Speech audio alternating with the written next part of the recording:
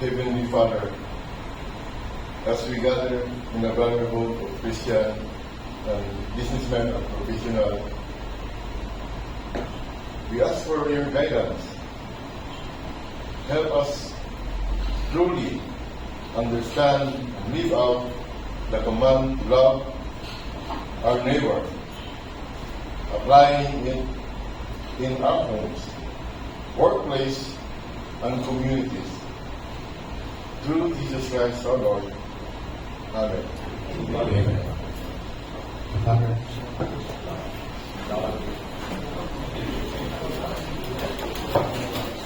Please be seated.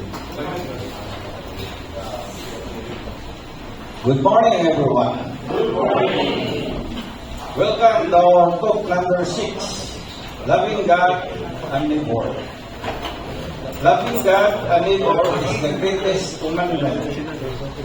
Our goal is in learning this greatest commandment is to understand the fundamental purpose of human existence and the essence of all God's love.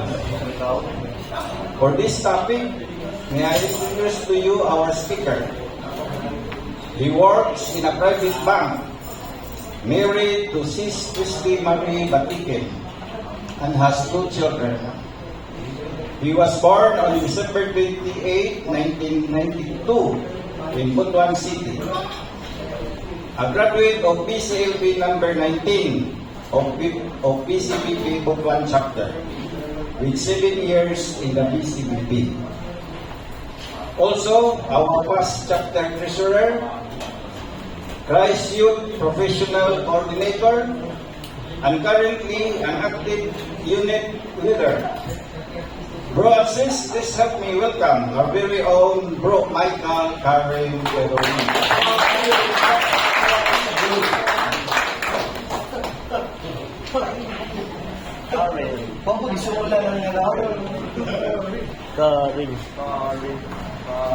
May buntag sa tanan. The spirit may pogi face ha. Tibok buntag dito ni makita. Okay.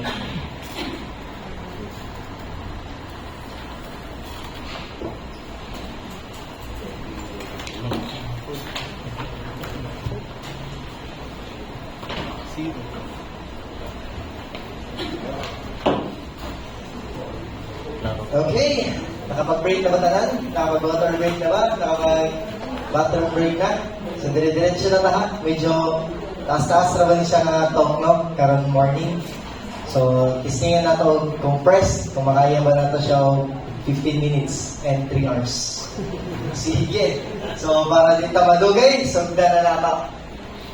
So, my assigned talk is loving God and neighbor. So, karon talaga nanagaw mo sa kayo ng sululan niya talk, no? So, what are the goals of this talk? The goals of this talk is to move the participants and apply their idealism of the loving of God and to encourage them to invite Christ to be the center of your lives. To lead the participants to understanding the essence of Christianity is union with God, and that is made possible only through Jesus Christ. And to make you feel the need to enter into a more personal relationship with God and to love one another as Christ loves us.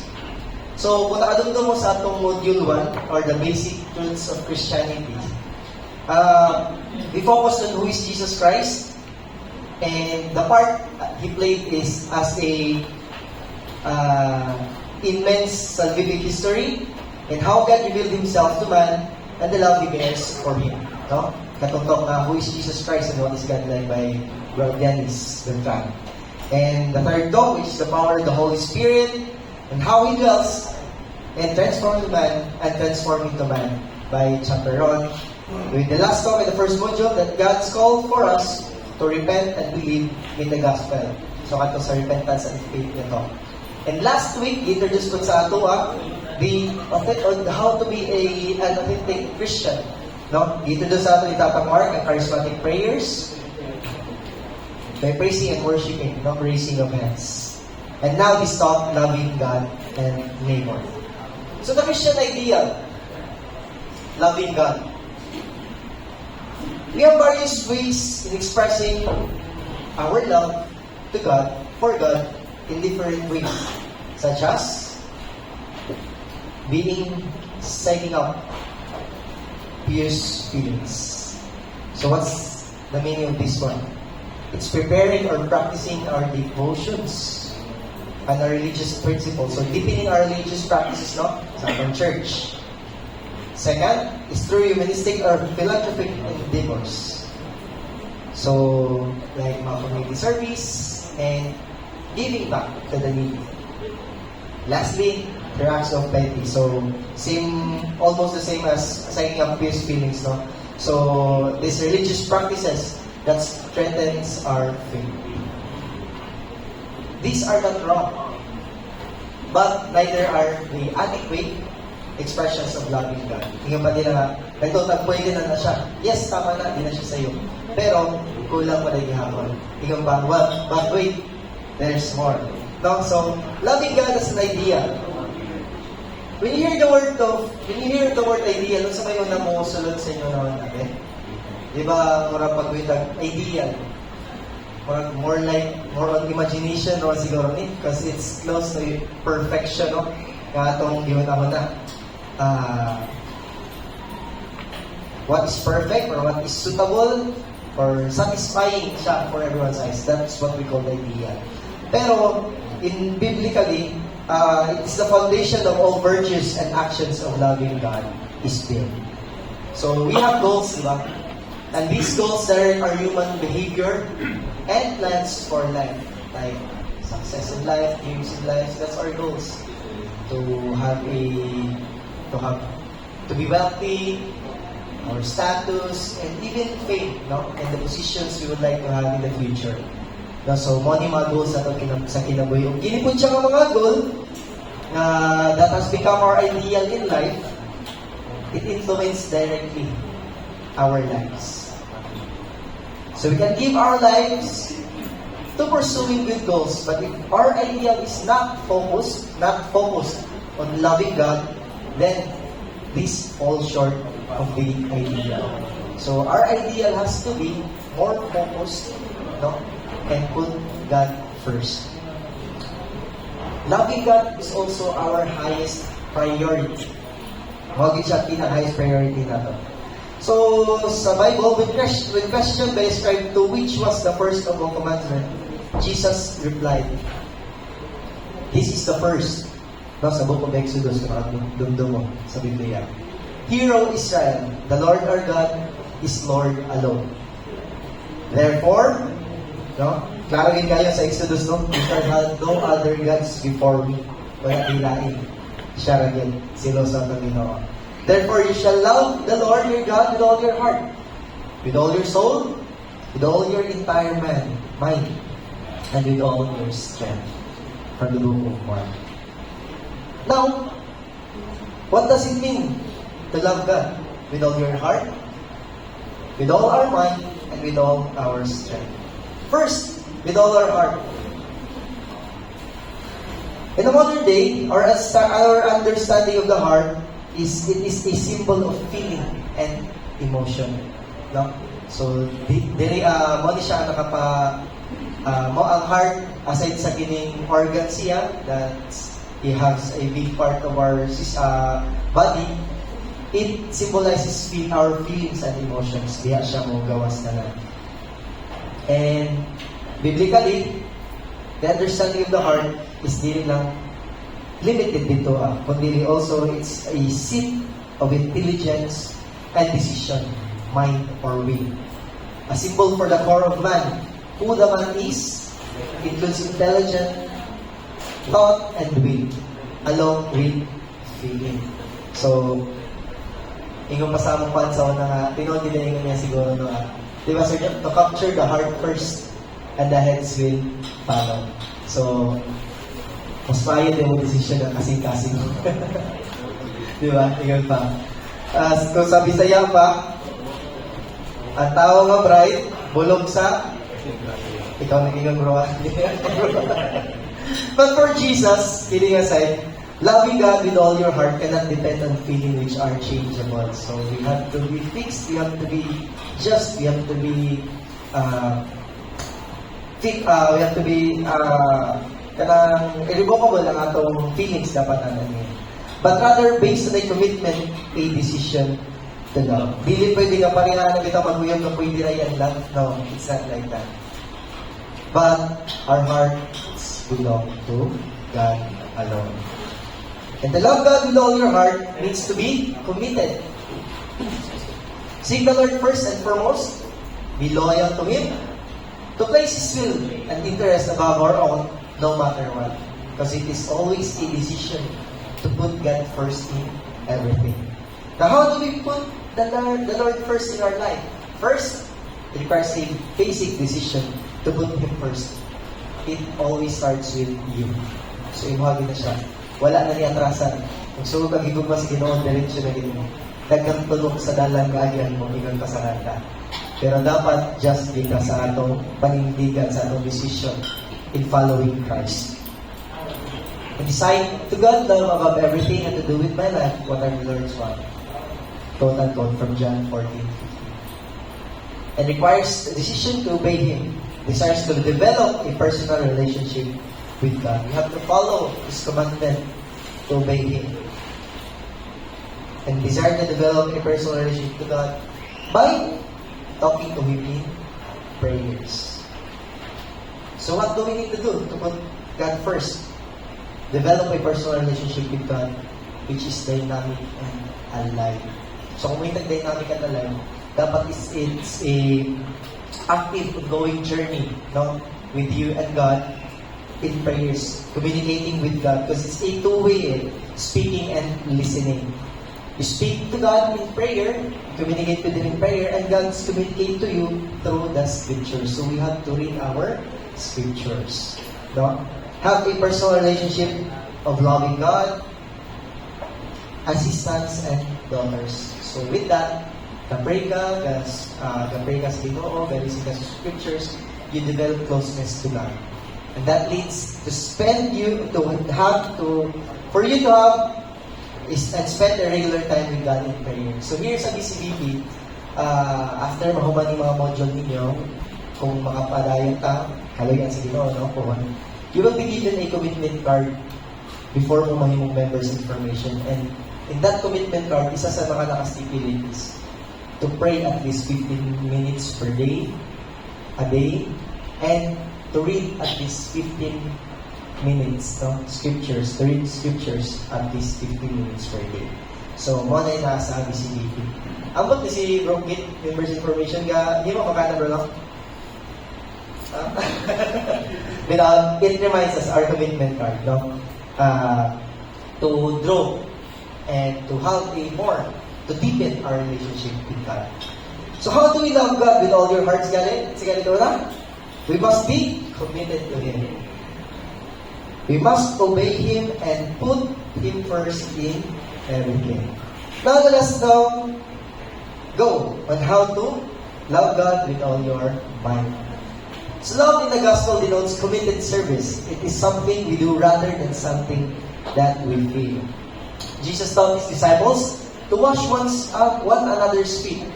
And He said, "No greater love has He than to lay down His life for friends." Using our minds has incredible consequences for society. So, sample ani, it can be an instrument for destruction. That is how delikado ang atong mga pagpakutok, panghuda-huda, no? Kaya pwede siya magamit sa dili maayo. Like, kini, violence, kato nga Hitler. Terrorist na to, like, kadumdum nila sa Saddam Hussein, nila Marwan, nila congressman na ba? Nila. So, it can be applied to contribute food also to the world.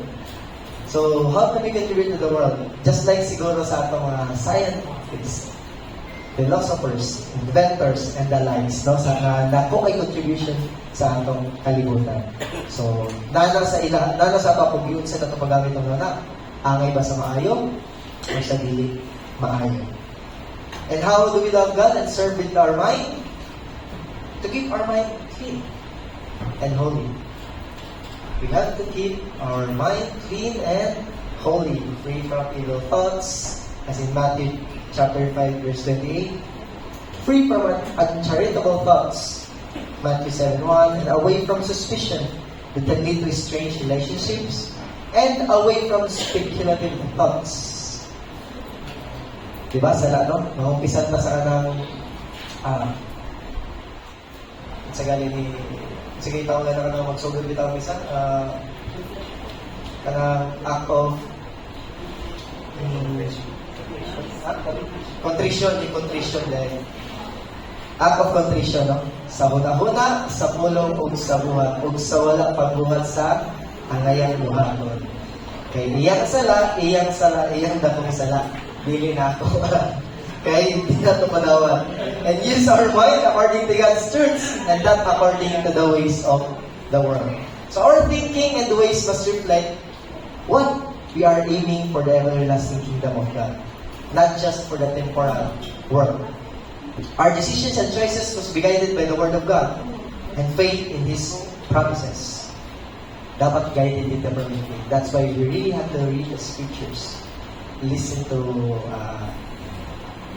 more Christian sharing, like mga podcast sa Christian, dapat guided din tayo. And keep our minds, be free of worries. Be free of worries because God promises to provide and care for us. So, even pa, di ba, sige, no, do not worry about tomorrow. Let tomorrow worry about itself. Ayaw na pag-worry kayo. And, number 3, to let our mind be preoccupied the things of God. So, like, instead of focusing to negative and stressing news, no, na makita na, no, let's focus to how our family can be holy and not how it can be reached materially. Do things that can make our family draw more closer to God.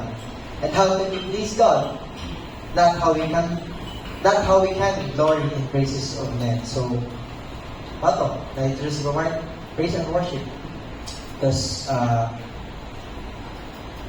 singing songs of God is more kaduhan, mas times to ka, nag-ampuan na, when you pray. Labi nagyabag daw ko, mas tindod daw ko na sa Panginoon, sa Ginoo. Kung sa mga yabag diha, naghan na. Diba? So, yes, number 4, protect and preserve our minds from unholy influences so that God can use for His purpose. So be very discerning in the use of TV and other media, social medias. No? Fill our minds with the thoughts of God. So, naghan naman kayo mga dimayong balita karon, likay na lang kita, kaya makasalanan na magulaman na.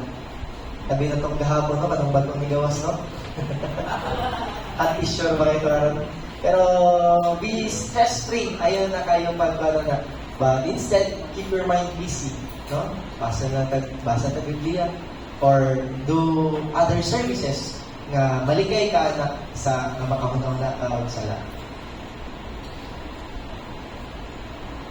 Kung di ka gusto mo stress, yung pa nila disappear sa TV and social media. Pero marami mga pong gano'n, ay katataon-taon, sige matagana, no? Talitilid lang, ano na. Ang ba lagi, ang postura lagi, for Facebook na no, F na no, ganyan na no. And number 5, use our mind actively for God's purpose. In our business, family, peer groups, etc. And in serving Him in BCBP. Even natin mga gatherings, no? Let's put God first. That's the power of the mind, no? Kanabaling, nakikailan diri agali, di lang ko mag-inom. Pero, nag-inom na gali, pero 3 o'clock prayer, mamahon, bakit kayo mag 3 o'clock prayer? Di ko mag-igon din na, di ko magsabangit sa, pero wala man sila diri, Excuse me. So again, how do we love God with all our mind? First, we keep our mind clean and holy. And our decisions must be guided by the Word of God always. And preoccupy our mind, no? With the things of God. And use our mind actively for God's purpose alone. Now, let's now go naman to how? Love God with all our strength. So, loving God with all our strength means giving Him all our resources, such as our three T's: time, treasure, and talents. Time, money, energy, possession, gifts, and other abilities na to. No? Skills na to. So, let us not set limits in our giving. Bilibita mo, natay brother na rin, natay mga kauban na rin na tawag na mo og prostitute. Kay bisag asa nga ministry present pa siya. Gambit kaayo siya. Prostitute in a good way, no? Kami na mura po si Jollibee ba, bida-bida. Pero in positive note, dapat may negative ba? Pero in the positive note, makita gid nimo sa iya ha, that he is one of the best example of not setting limits in giving his time, availability, his treasure, his money, his skills, his abilities, and his gifts diri sa community in serving God. So, dili na negative ha, positive to. And here are some concrete ways we can love God with all our resources. First is money. To develop proper attitudes towards money. God is interested in our money to see the condition of our heart. Kay magluya ra batid walay kwarta. We are just stewards, not owners. So, naay mga nagkinahanglan, tabangi. Provide them. We have the responsibility to manage and use well the resources given to us according to His interest. So, isa ka good ways, step, first, syempre, ayun ka rin, tithing. Tithing, in Malakay, 3, 7 to 10, ayun na naman yung luka pa na, and almsgiving. So, the later modules, ma-differentiate ninyo kung sa'y tithing, kung sa'y almsgiving, or kanang love offering nung kanabit ang halad, abolis sa simbahan. Actually, difference ha. Dili siya pareha. So, second is time. Our attitude towards time, about time. We don't own our time, we manage it. We have to manage it. Kita minidala sa itong oras. Natay brother diri nga, daghan na kayo siya activity, pero grabe pilit kayo ko. Masulod hindi ang time din. Pabisi-bisi na ba dahil, no? The Lord wants us to be generous with our time. Minister na siya, kuan pag yun, BCBB pag yun. Pero kung tayo masunod, magiging niya tayo din. Basta for the Lord. Di ba, sir? And B, concrete application. Seek God's direction as how to you are spend your time. So, dapat tayo good time management. Plus, tayo siya. Examine what you do with your free time. Di kayo, free time, daay ka rin ito bukat lang, cellphone mo rin ito bukat lang. No? Make use, maximize your time always. And syempre, volunteer to do Christian service. Serve sa family, sa church, sa community. Para aning mga regular members nato, sa mga servants nato sa likod, liniagan ninyo mga participants. No? Na sila ka, kabalo ba mo nga, napaupunta na sila yung mga lamang karon, but they choose to stay. That is because they love to serve, syempre, sa inyo mga, di ba? Give a big hands up sa mga servants sa inyo. And syempre, let's not forget to let us model Jesus Christ in loving God. Follow Christ's teachings. Kasi ito ang perfect na way. He is the way, the truth, and the life, no, to God. Because Christ is dedicated to accomplishing His mission. Jesus said to them, "My food is to do the will of Him who sent me and accomplish His work." In John 4. Christ is obedient unto death. Idumdum ko niya siya, "Father, if you are willing, let this cup pass from me. Yet not my will, but still your wills. Yours be done." In Luke. And Jesus Christ constantly seeking the Father's will. Very early in the morning, while it was still dark, Jesus got up, left the house, and went off to a solitary place where He prayed. Let us make Jesus Christ our model, no? In loving God. Gamitin niya full submission and commitment sa atong Ginoo. So, ato ng panalanginan. Now, the challenge in loving God. Loving God is not a vague and a practical as you may think. It involves specific practical actions and decisions and commitments. So, not a challenge ito. Why is it a challenge? It's a challenge to answer this question. Can we make the love of God our first highest ideal? Kaya ba na to? Or ready na ba to make Christ as the model of our life? Accepted ba niya challenge? Siyempre, wala kayong no choice. Nga nung ni-enter, lisunod na mo, lisod mo. Dito. So, ay, wala day today. Kabaga na ito ninyo, karon humanata, mawara to. So, mawara to, no? Sa first part of loving God. So, let's go naman in loving our neighbor. Nabay niya mo, pamatay na lang. Wala ka. Sige, hindi po go may 13. Papunta pa lang tayo sa exciting part yun pa. Let us have the loving our neighbor. Loving our neighbor, the essence of Christianity is union with God, made possible through the death and resurrection of Jesus. What makes one Christian is a loving personal relationship with God. Our whole life becomes an expression of this relationship. To love one another, as said in John, a new commandment I give to you, that you also love one another. By this, all men, you know you are my disciples, if you have love for one another. Love one another, not love another one. No? Yung pa na sa mga pari kasagaran pa ng kasunod. Love one another. Ayaw lang pasubra yung love. Labi ng sino sa asawa. Sus, ay kita. Kay bisag lalaki, sinusan na. Bapa, naging nga ako itong asawa ha, pero pinsan pa matigay niya. So, excuse me. And Christianity. What is Christianity dito? God's love and ours. It's a love relationship initiated by God. Not that we have loved God, but He has loved us and has sent His Son as an offering for our sins. Quote-unquote, 1 John 4:10. We enter into the same relationship Jesus as His Father. So, kaya model mo lang si Christ, we enter into the same relationship Jesus, no? Dapat, nga na dapat. Our identity now is changed. We're born again na ta. We are born again. And we become sons and daughters of God.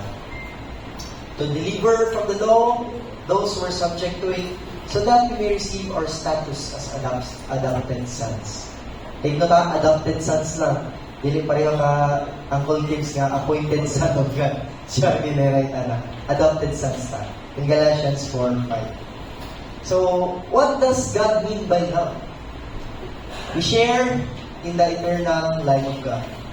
This is God dwelling among men.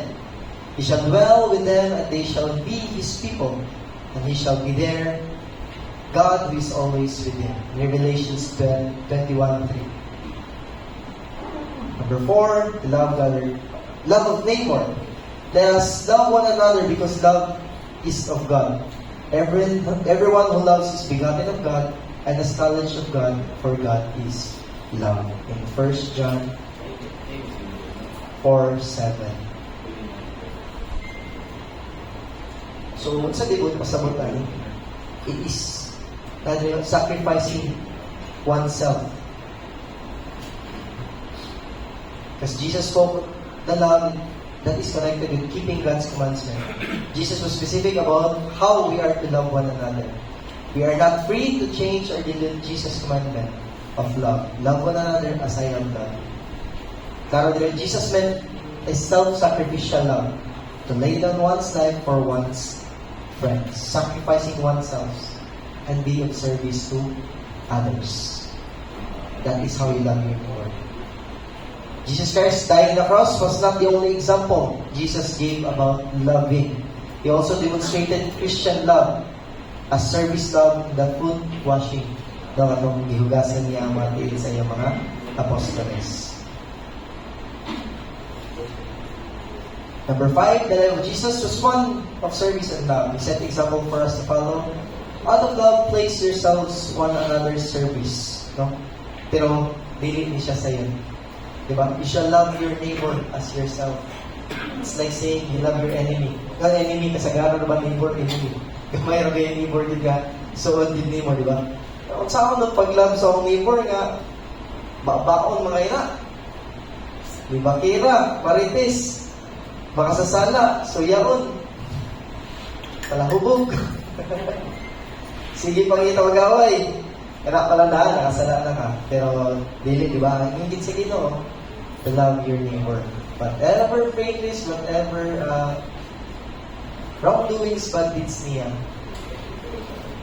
still, image siya ni Christ. So, dapat, atulid siya ng gumamang. Pero, sakit din okay, gilab na ako si neighbor, pero wala pa ko yung gilab back. Wala akong mental feelings ako, wala may spark. Sabi ito sa mga di ako, dahil sa instances nga, na ay silingan na mo, nakautang sa isa kasilingan.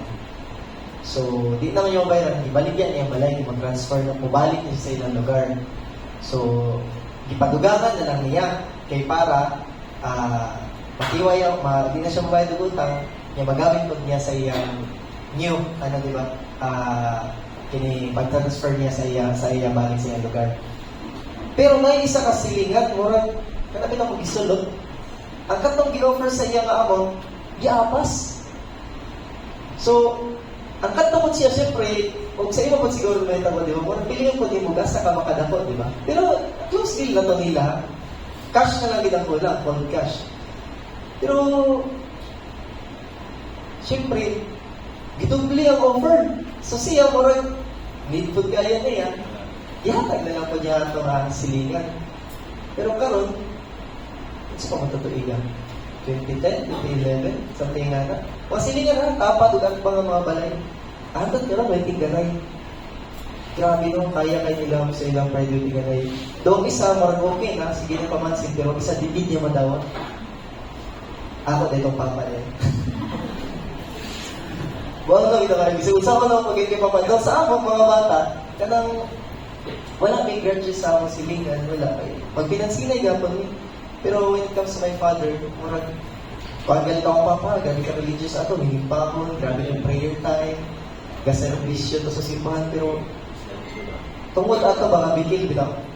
Digid niya madawat nga swampang lagi ito, gigabing kuwan sa iyahan, tungkol kay igo-igo ang kwarta, yung katong may palit, mas kwartahan. Pag isang tingnan na yung pagkaroon, may gaba, lagi pero silingan sila. Pag ipinansinay, abot, yun sa paglapag kaya, magsigin niyo pa, labi na, ng PCDP, baka naman sa mga teachings. Sa ino, ano na pa? Parang gusto na po niya, pero maulaw na po siya doon.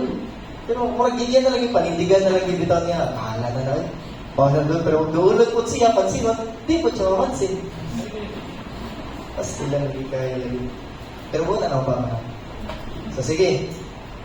Saksi ako misis Ana.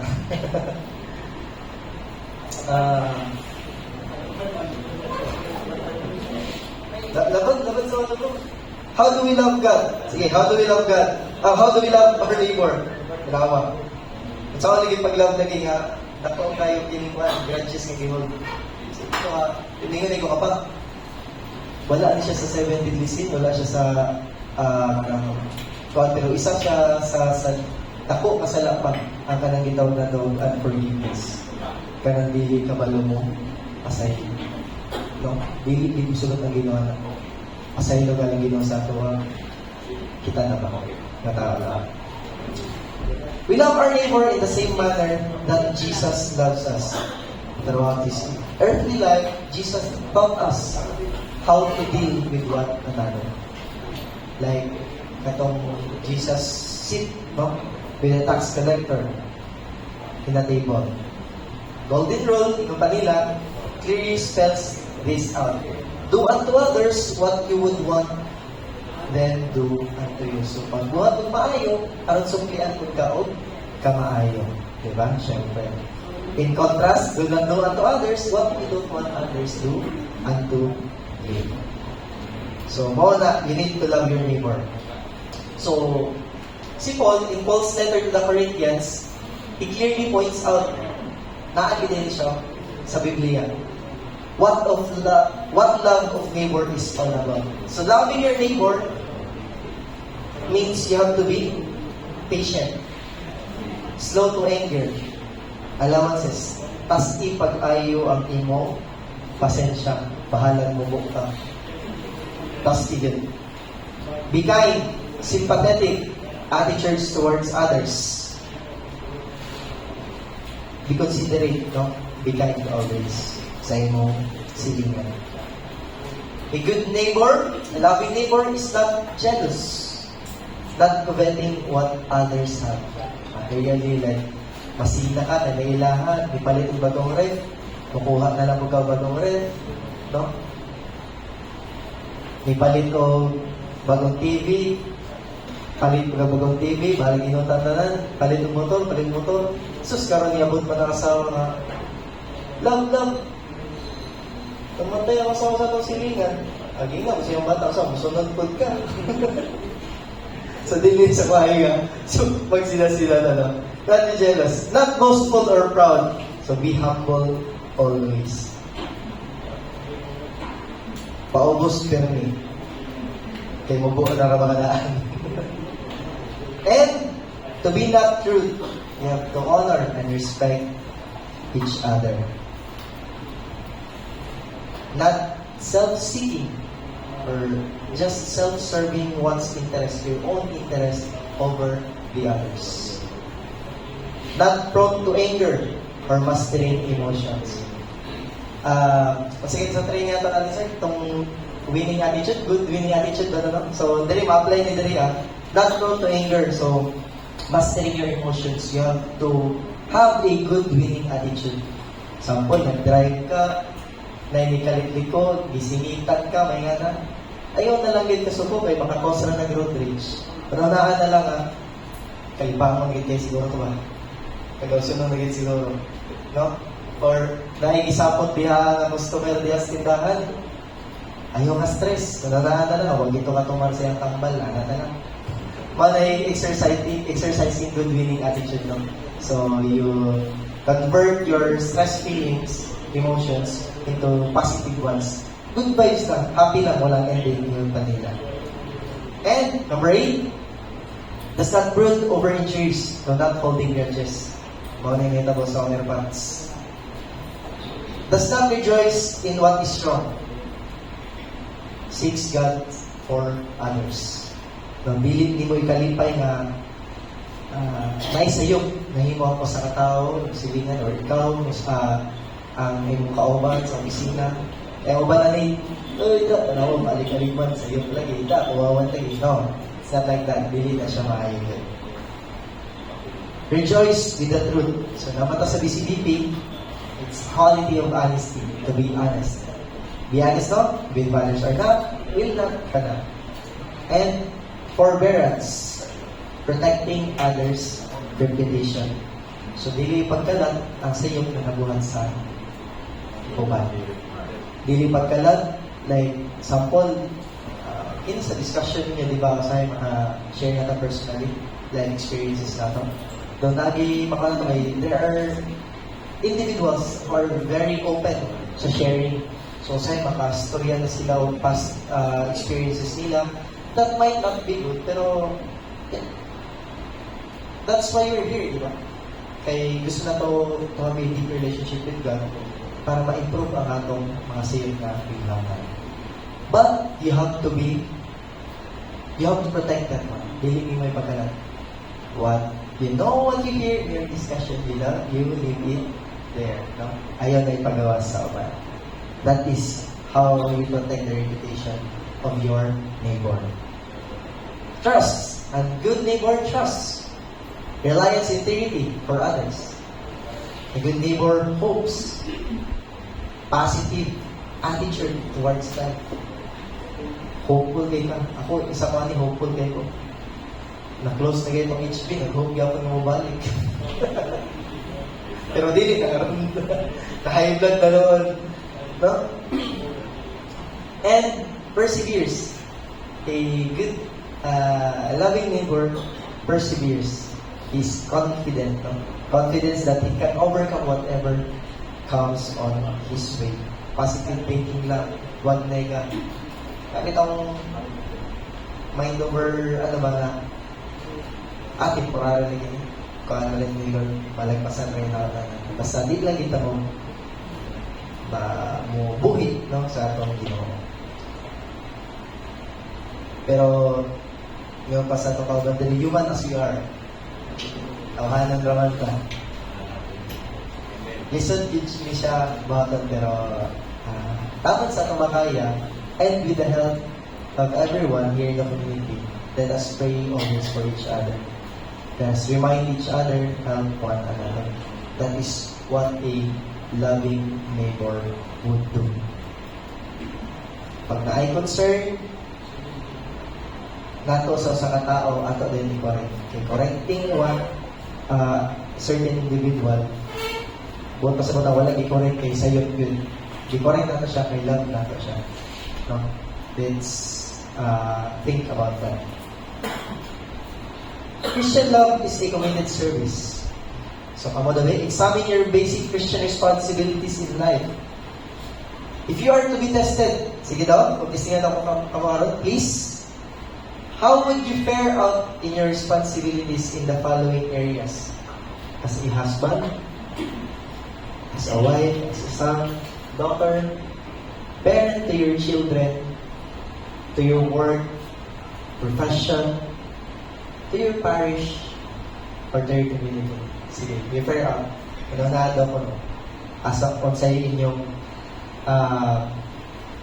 responsibilities in life, if you're to be tested. Sa inyo na lang naman. Practical application of being a Christian is trusting in God's love. If God is our Father, trust Him. He has plans for us. We cannot expect anything better. Wagi namin siya rin na itong paglaong. It's declared, no, sa book of Jeremiah, chapter 29, verse 11. Sige, takadungog natin, pero basin wala diyang punta ni Salim. For I know well the plan I have for you, declares the Lord. Plans to prosper you and not to harm you. Plan to give you hope and a future. No? So, that is how you trust God in all His plan. Ayaw kaluya dahil normal na. Tao na, maluya kita, makakita problema. Pero ikatawa na lang nato kay kabalo kita, di kita pa, di kita biyaan, di kita pabayaan sa Ginoo. Said, no, God gave His greatest battle to His greatest soldier. God gave His greatest battle to His greatest soldier. So, ayaw ito walang paglao. Katawa lang, ihangad sa langit, pero ayaw mo katawa nga ikaw raisa, kaya marag lain din yung mga kita.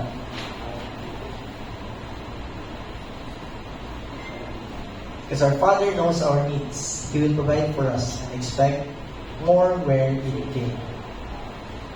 But there's a rainbow always after the end. So whatever yagian mo rin, mga struggles, problems, no? Temporary na. Kabalo ang Ginoo sa ating kinahanglan. Ginapray biya natin na give us today our daily bread, no? So, sa night time naman wala nigit kayo ta, ragaway, wabot, gasa sa Ginoo. We are sons and daughters of God and brothers and sisters to Jesus Christ.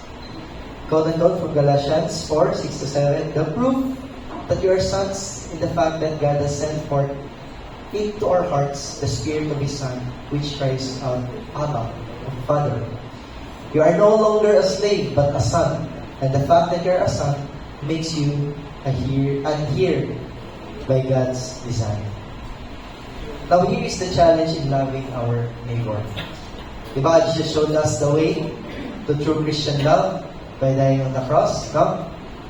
He taught us a new way of life, of what it really means to live as a Christian. So the question is, did Jesus die in vain? Or do we call, or do we who call our Christian, or do we call ourselves Christians, take up the challenge hurled by Jesus to follow in His footsteps? You answer that to yourselves. What is your response to that? Kini pinaka-paborito kayo nga phrase manugan ninyo or word. In conclusion, kumana, good day. In conclusion, God has created for us a purpose to love Him, to serve Him with all our hearts, minds, and souls. He has made it so that we spend most of our time in the marketplace for the same thing, for doing the same thing over and over. To love Him, to serve Him, and glorify Him in the marketplace. Again, I am Michael, leaving you the message: live full, love much, pray always, and serve beyond measure. With that, you already know how to love God and your neighbor. Thank you very much, and good morning once again. And here, discussion started.